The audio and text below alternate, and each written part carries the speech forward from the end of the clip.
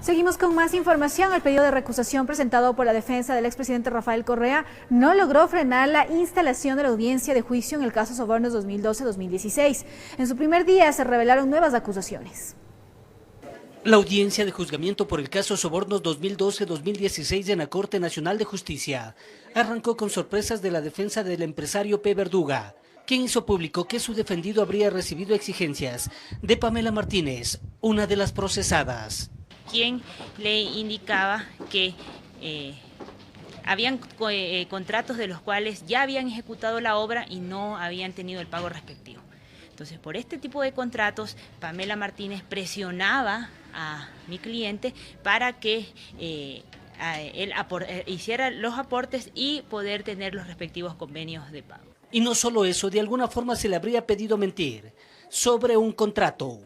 El señor Verduga en su testimonio referirá y narrará el hecho de quién de los procesados está ubicándole a él para que dé por cierto un hecho falso, que es un contrato de prestación de servicios por unas facturas que obran en el expediente. Con esa novedad y los alegatos de apertura de la Fiscalía y Procuraduría se desarrolló el primer día de audiencia, donde la fiscal general del Estado, Diana Salazar, ratificó que se instauró una estructura delincuencial integrada por varios funcionarios públicos y que la lideraba el expresidente Rafael Correa. A cambio de aportes económicos para campañas del correísmo, se otorgaba obras en el sector público a empresas privadas, por lo que se habría movido más de $1 millón en efectivo y más de 6 millones en cruce de facturas. Los abogados de los representantes de las empresas sostienen que en su caso no se podría hablar de cohecho. Que el tipo penal con el cual se acusa a los privados, entre ellos a mi defendido, no es el que determina el artículo 286 del anterior Código Penal. Se debió haber acusado, de ser el caso, por el artículo 290. Por lo tanto, al no existir el tipo por el cual se acusa, falta uno de los elementos del delito, que son acción, tipicidad, antijuridicidad y culpabilidad. Diligencia legal que se instaló en medio de un pedido de recusación del lado de Correa, con lo que aparentemente se pretendía dilatar el juzgamiento de Sobornos. Si ejercer el derecho que me corresponde es dilatar la audiencia, bueno, cada quien juzga por lo que es. Personalmente voy a seguir ejerciendo todos los derechos que me atienden y que me corresponden. Informó Héctor Romero.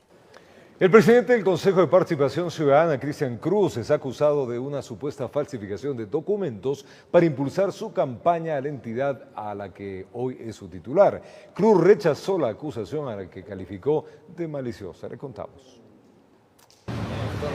De acuerdo a Jairo Lalaleo, quien encabeza el grupo de abogados que demandó a Cristian Cruz, este incurrió en falsificación y uso doloso de documentos cuando, siendo aspirante al Consejo de Participación Ciudadana, presentó 5 certificados de la Federación Nacional de Organizaciones Campesinas para demostrar su labor con organizaciones sociales. Que esta organización jamás habría otorgado documentos certificados para la participación y postulación del hoy presidente del Consejo de Participación Ciudadana. Las certificaciones entregadas por los aspirantes al CNE durante la campaña electoral pasada fueron validadas por una comisión especializada. Se está hablando del posible cometimiento de una infracción penal y obviamente también aspiramos a que por parte de la Asamblea se dé el tratamiento adecuado a esta denuncia. Cristian Cruz es el presidente del Consejo de Participación Ciudadana desde el pasado agosto, cuando fue destituido José Tuárez. Según el funcionario, la acusación es falsa en todo sentido y explica.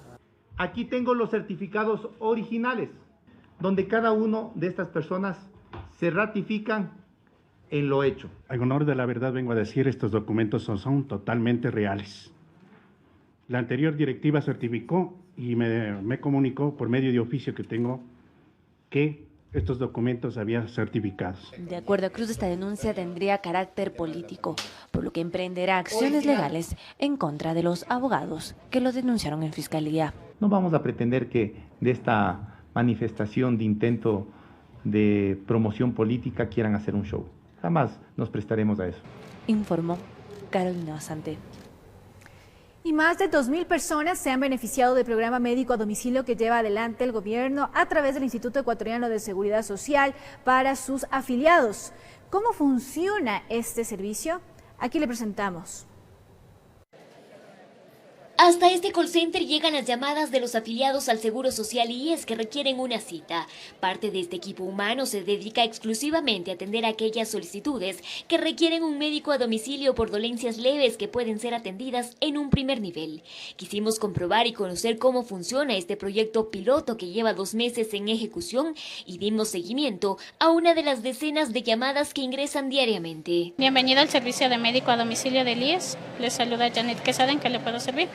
Identificada la paciente como Guadalupe Molina, de 77 años, se le realiza unas cortas preguntas para una primera valoración que permita conocer la pertinencia de la atención a domicilio. La afiliada califica para el servicio de médico a domicilio. Uno de nuestros médicos del IES se pondrá en contacto con usted. Es así que exactamente en 30 minutos el médico llegó hasta el domicilio de la solicitante y en un tiempo de 45 minutos más atendió su dolencia de cadera. La señora presenta una corsartrosis acompañada con una lumbalgia con ciática.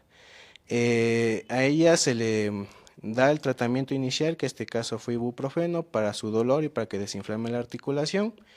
Y en el caso de ella tendría que llamar al 140 y pedir una cita para traumatología, que ella necesita un especialista. Guadalupe es una de los más de 2.000 beneficiarios con un médico a domicilio, un programa que señala le facilita la vida, pues ya no tiene que hacer largos viajes hasta una casa de salud o esperar varias horas por su turno. Francamente, mi palabra fue cierto ha sido, y agradecida del servicio que dan.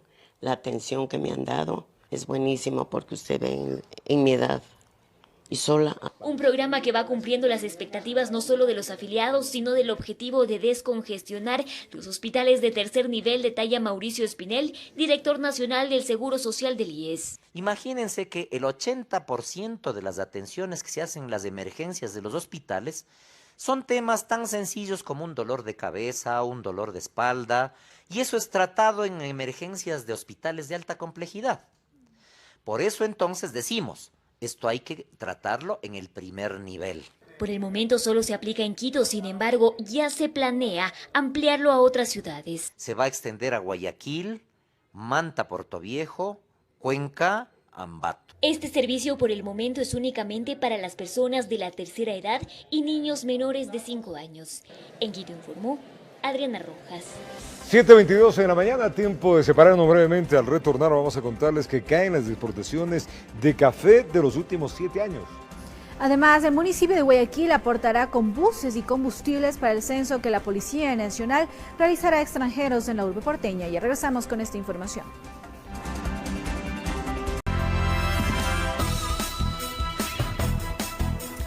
Tenemos más información aquí en El Comercio TV. Les contamos que el municipio de Guayaquil aportará con buses y combustibles para el censo que la Policía Nacional realizará a extranjeros en la urbe porteña. Así lo manifestó la alcaldesa Cintia Viteri durante la evaluación semanal del Plan Más Seguridad. Fue la primera reunión semanal del Plan Más Seguridad y la alcaldesa Cintia Viteri aquí mencionó que ya va tomando forma la veeduría que evaluará a jueces y fiscales que sean cuestionados por dejar libres a los delincuentes. Hemos ya tenido contacto con abogados que se harían cargo de las personas que en indefensión han sido víctimas de los delincuentes. En la mesa también se encontraba la fiscal provincial Yanina Villagómez, que reiteró que existen funcionarios de aquella institución que son investigados internamente y explicó los pasos que siguen hasta llegar al Consejo de la Judicatura. Cuando un ciudadano no está de acuerdo con una actuación fiscal, va al Departamento de Control Jurídico. La respuesta va a la dirección en Quito. De verificarse que el fiscal no ha actuado bien, va directamente al Consejo de la Judicatura. Ya en el tema de los controles migratorios para extranjeros, la burgomaestra dio detalles de una conversación que mantuvo con la ministra de Gobierno, María Paula Romo, sobre el trabajo que van a realizar en la ciudad, que va a empezar por un censo. El municipio va a poner 2 buses, la gasolina, para que el personal de la policía pueda trasladarse, creo que 2 semanas y 15 días, en toda la ciudad para poder levantar un censo de las personas extranjeras que vivan aquí en Guayaquil, que tienen hasta el momento 22.000 personas inscritas, que creen que hay muchísimas más. Y en cuanto a su pedido de disparar a los policías en caso que personas se encuentren en peligro frente a un delincuente, la alcaldesa fue más específica en su requerimiento a los uniformados. A su lado estuvo el subcomandante de la zona 8. Tienen que disparar 1000 veces la víctima. ¿Qué es lo que ha pasado hasta ahora? el policía con el arma en la mano, la víctima enfrente, el delincuente enfrente, se debate entre una línea muy fina entre su deber y la cárcel. Nosotros estamos respaldados en esto y si tenemos que en un momento dado poner en una balanza, pues siempre vamos a estar a favor de la víctima. Informó Charlie Pisa. El ministro del Medio Ambiente, Raúl Ledesma, se reunió con ciclistas y habitantes del sector cercano al Cerro Blanco en la vía Guayaquil-Salinas. Durante el encuentro, el secretario de Estado descartó que se esté realizando tareas de explotación en esa zona protegida. Veamos. A través de las redes sociales se dio a conocer sobre una posible explotación de zonas protegidas en Cerro Blanco. Esto despertó la indignación por parte de habitantes cercanos y ciclistas que acuden para realizar ejercicios hasta ese lugar. Y el sábado precisamente pude observar esa camioneta que estaba circulando, no sabía de qué se trataba, pero luego me enteré por las redes sociales de esta actividad. Bueno, vimos ciertos implementos que yo no sé exactamente qué son, pero las personas que estaban ahí nos supieron decir que eran unos sistemas de estudio de sísmica. Les preocupaba saber que se estuviera llevando a cabo la ejecución de nuevos planes que afecten al ecosistema y a la biodiversidad que es característica en esa zona elevada. El Cerro Blanco, más conocido por los ciclistas como el 500, es la única montaña que tenemos. De su parte, el ministro de Ambiente, Raúl Ledesma, logró llegar a ellos con respuestas que despejaron dudas sobre el futuro de estos espacios. Allí no se puede construir, allí no se puede realizar ninguna otra actividad que no sea las permitidas, de conservación, de reforestación, deportivas, etcétera, pero hasta allí. Esperamos que en el futuro las autoridades, tanto gubernamentales como las municipales, tomen en consideración a quienes residimos ahí y en algo conocemos el problema que nos está afectando. Informó José Morales.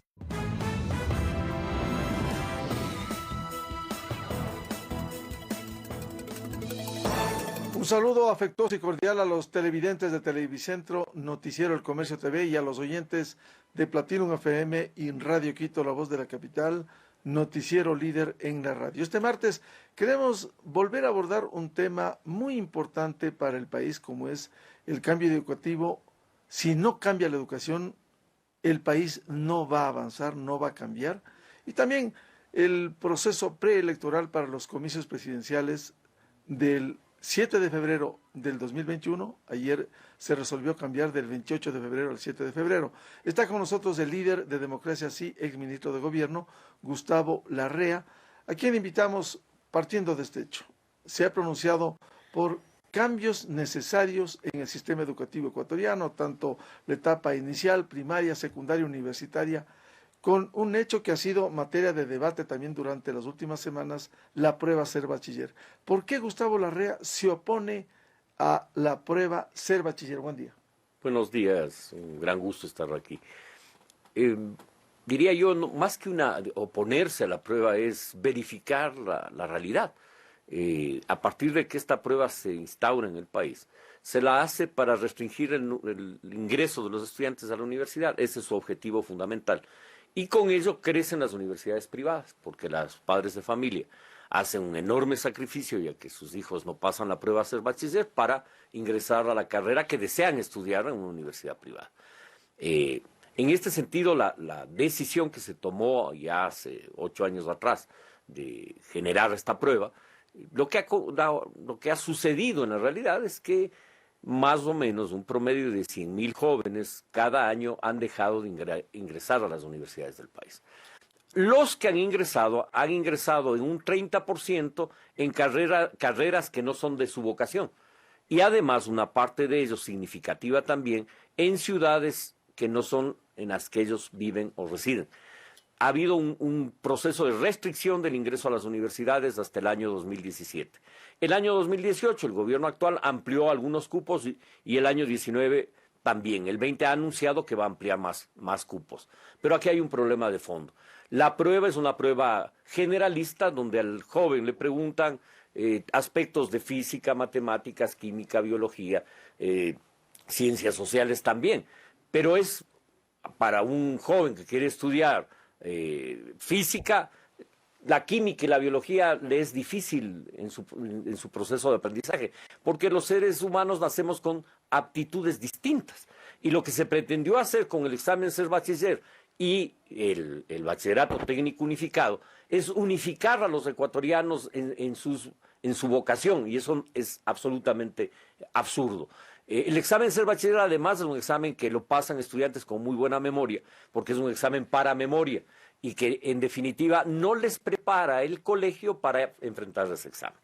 Creemos que hay que eliminarlo, que hay que cambiarlo por un curso de nivelación, que puede ser el último año de bachillerato mismo o un semestre adicional de nivelación en las universidades, en las facultades y escuelas donde el estudiante escoja hacer el curso de nivelación y después su examen para ingresar a la universidad. Doctor Larrea, con o sin prueba Ser Bachiller, quizás aquí como en todo el mundo no debe haber algún tipo de restricción de acceso a la universidad, a fin de que no todos están capacitados para ir a la universidad y abrir otros espacios como los institutos técnicos, una educación. Incluso no a todos les interesa entrar a la universidad. El problema que tenemos es que no hay oferta educativa desde el nivel medio. Antes teníamos nosotros colegios normalistas, como el Juan Montalvo en Quito, que se cerraron todos, son más de 40 colegios normalistas en todo el país que se cerraron. Un absurdo, porque la formación de un maestro es vocacional.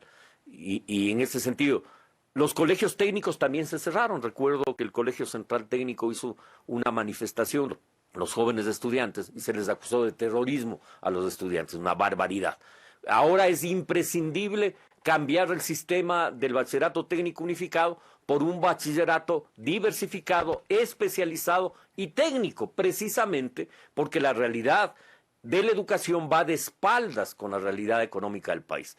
Necesitamos, y los jóvenes necesitan, volver a aprender electricidad, electrónica, computación, costura. Había las escuelas de artes y oficios que formaban contabilidad, secretaría, una gama de posibilidades, y en el campo agricultura, cuidado de cultivos, ganadería, especies menores. La educación tiene que estar vinculada a la producción. El desastre en nuestro país es que tenemos cientos de miles de unidades de producciones de banano, café, cacao, maíz, papa, y no tenemos una educación vinculada al sistema productivo. Bachilleratos técnicos, tecnológicos o institutos técnicos y tecnológicos para una opción intermedia y universidades para una opción superior.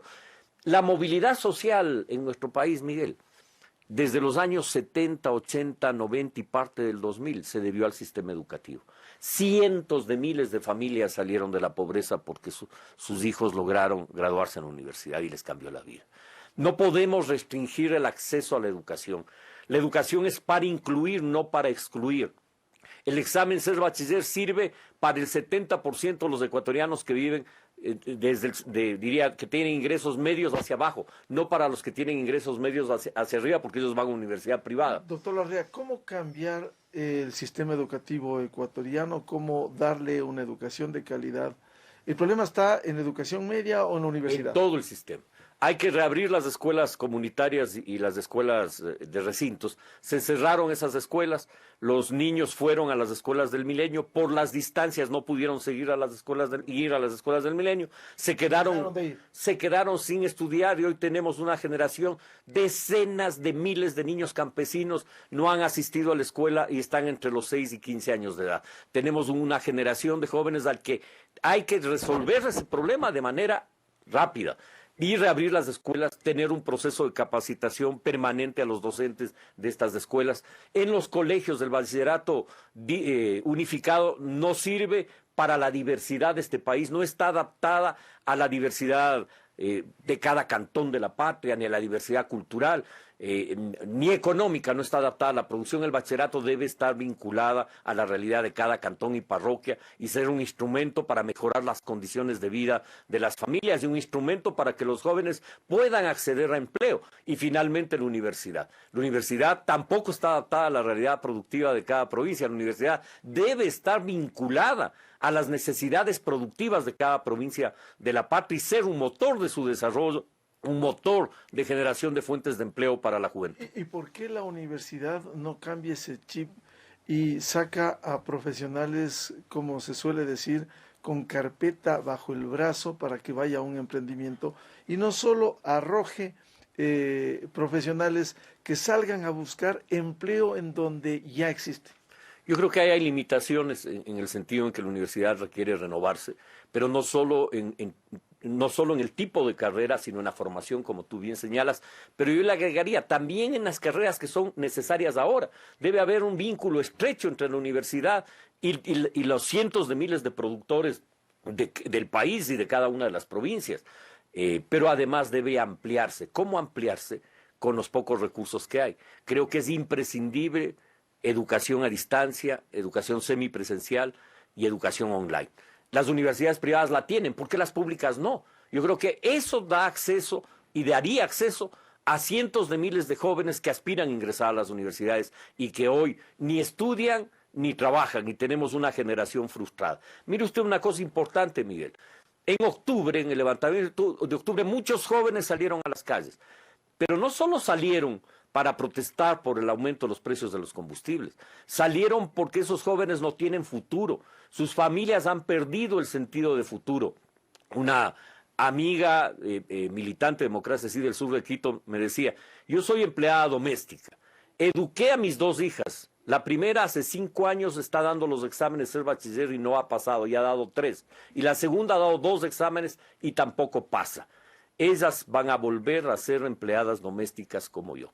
No hay futuro para esa familia. Y aquí hay una frustración de cientos de miles de jóvenes y familias y necesitamos una respuesta urgente.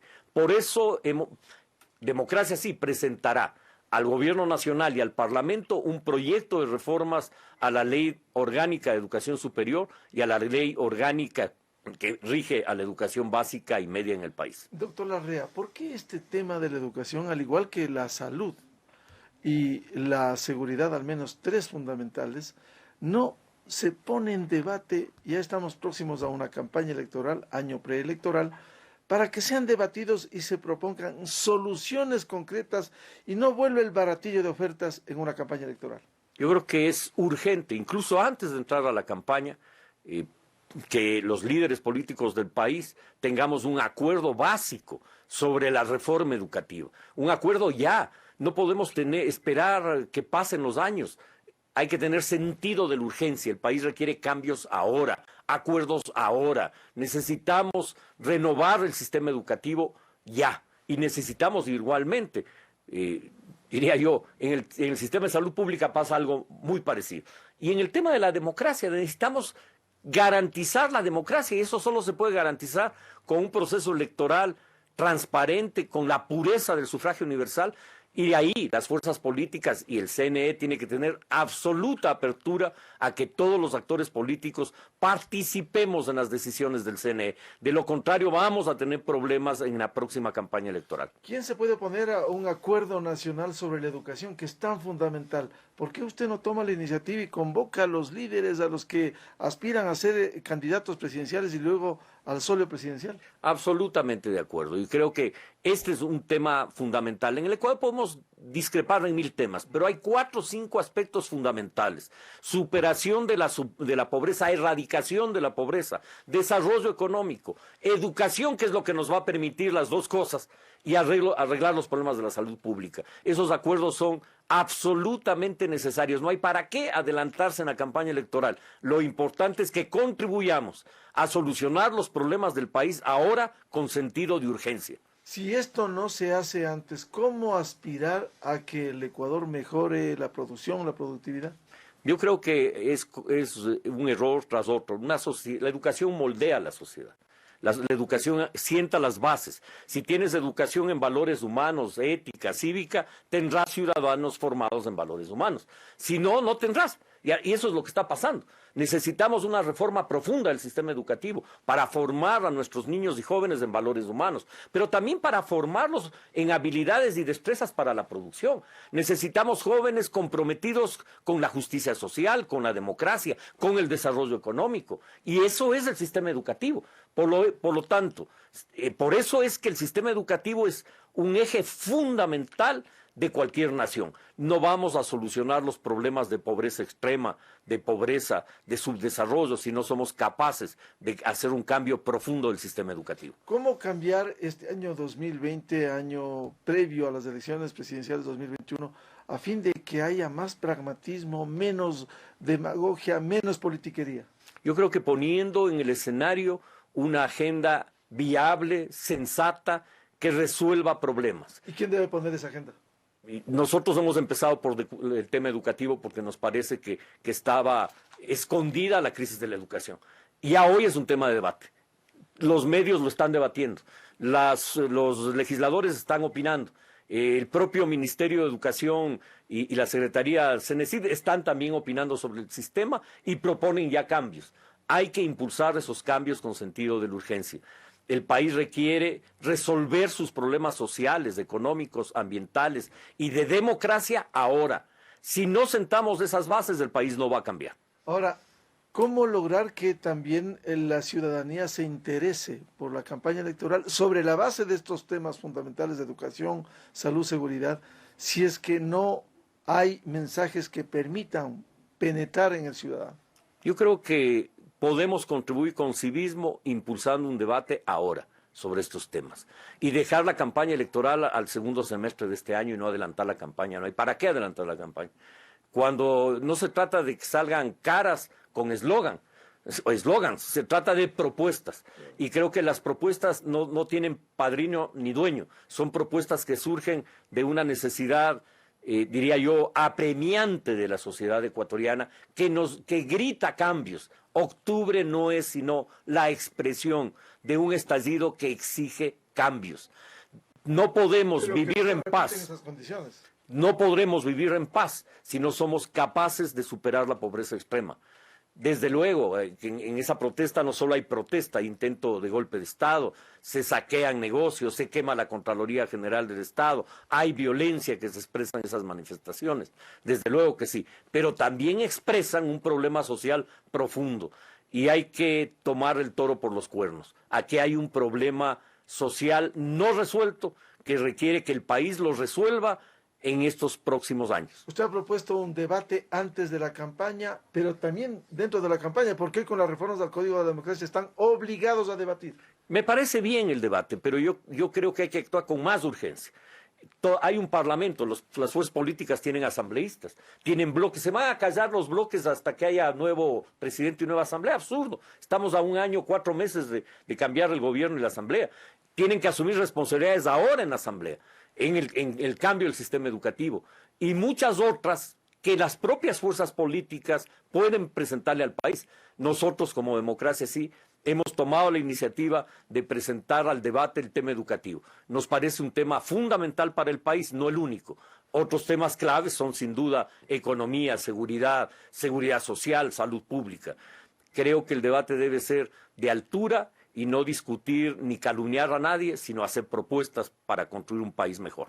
El doctor Gustavo Larrea, líder de Democracia Sí y exministro de Gobierno en el noticiero El Comercio TV de Televicentro. En las radios, Platinum FM y Radio Quito, La Voz de la Capital, noticiero líder en la radio, vamos a continuar este diálogo.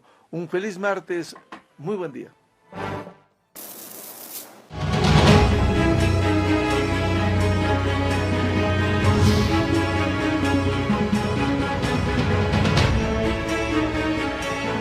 Vamos a contarles ahora que en los últimos años las exportaciones del café se han visto afectadas por diferentes factores. En el año 2019, por ejemplo, cayeron a más de la mitad. La baja productividad y la coyuntura de precios del mercado mundial incidirían en esta problemática. Y tenemos un reportaje al respecto. Veamos. La principal causa para que la exportación de este fruto haya caído tiene que ver, según el gerente de la Asociación Nacional de Exportadores de Café, a una pérdida de competitividad del sector industrial. Básicamente el Ecuador en los últimos 7 años principalmente ha caído vertiginosamente en sus producciones, tanto en volumen como exportaciones de generación de divisas. En particular, del año 2018 al 2019, las exportaciones del café en grano cayeron a más de la mitad, de $12.158.000 a $6.808.000, Otro factor para este efecto radicaría en la coyuntura de precios a nivel internacional. Factores como la desaceleración en la demanda que está sucediendo ahora en China, por ejemplo, o alguna expectativa de desaceleración en Estados Unidos, puede hacer que el precio internacional del café se desplome. Ecuador tendría alrededor de 60.000 hectáreas de producción de café. Estas rinden en promedio 250.000 sacos de fruto. Hace 20 años, aseguran los entendidos, el sector cafetalero nacional cosechaba 2 millones de sacos de producto. Sin embargo, el problema, dicen, se agudizó en los últimos años. Hemos ido cayendo año a año cerca de 10-15% tanto en volúmenes de exportaciones como en generación de divisas. Al momento, productores se encuentran mediando con autoridades nacionales para intentar potenciar el sector cafetalero. De otra parte, iniciativas asociativas han permitido aprovechar debilidades del mercado para salir adelante en la cadena de producción de este fruto. Empieza a entender que para poder exportar necesita un esquema de trazabilidad claro, que no es otra cosa que saber desde dónde salió el café y cómo fue manipulado, quién lo manipuló, bajo qué condiciones, en qué temperaturas, porque toda esa información para un comprador externo, los baristas internacionales que usan el café en grano, es una información muy valiosa y por la cual ellos están dispuestos a pagar muchísimo más. El 2019 fue el peor año dentro de la exportación del café nacional. Su producción llegó a 24.000 sacos. Sin embargo, experiencias organizativas comunitarias, por ejemplo en el norte del país, van marcando diferencias. Entonces, estas iniciativas asociativas que se han dado en el norte del país ha permitido dar una nueva salida de ingresos para las familias que hoy por hoy están haciendo una reconversión productiva de cultivos que antes no eran muy rentables a cultivos que hoy pueden dar una salida, una opción para que siempre y cuando se especialice en calidad y en la excelencia que necesita el cultivo del café puedan encontrar, como decía nuevamente, nuevos mercados por fuera del local. Precisamente para entender esta dinámica de productividad y emprendimiento que lleva como su estrella el café, decidimos viajar al Valle de Intag en la provincia de Imbabura. El trabajo organizativo de estas personas que pese a la caída de las exportaciones del fruto han salido adelante, lo podrá conocer junto a nosotros en nuestra próxima entrega. Informó Javier Rosero.